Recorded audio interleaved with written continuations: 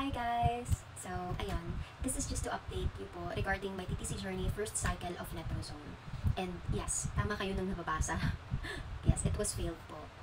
Hindi ko alam kung bakit, pero ang sabi sa akin ng OB ko, iba-ibang factor kasi talaga siya.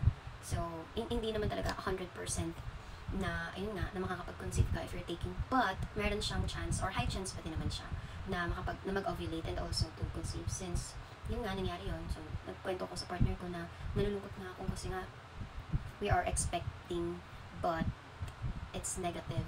Pero good thing naman kasi is tinatnan ako on time. Hindi ako delayed, hindi ako sa hindi tinatnan. Tapos, ang maganda pa dito guys, kasi yung partner ko, si Enrico, pinapalakas niya yung loob ko. Lagi niyang sinasabi na, diba, bukod dun sa nangyari man yun, negative man na yun. So, thankful pa rin ako kasi kahit pa paano, diba, imagine mo, ikaw lang sa sarili mo nakaka-experience ng ganyan. Although may ibang babae na nakaka-experience din ng same pareha sa akin. But doon na lang din ako umaasa. Kasi binibigyan ako ng positive feedback. Positive feedback pa rin ng emotional support ng partner ko and even sa doktora, grabe. Hands up talaga ako kay doktora.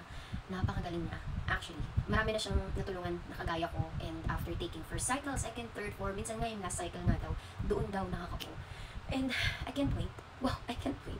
Hindi, okay lang naman kasi no pressure naman sa side ko. And, yun nga, gusto naman na talaga namin dalawa ni Ikong. Kaya, ayun lang, share ko lang naman na negative siya. But then, it's still fine. It's okay. Yun nga lang, syempre, effort, gastos, lahat. Grabe guys, ang hirap. Pero, go, kakayanin. Okay lang. Okay lang yun guys, para lang sa goal. Sige, thank you!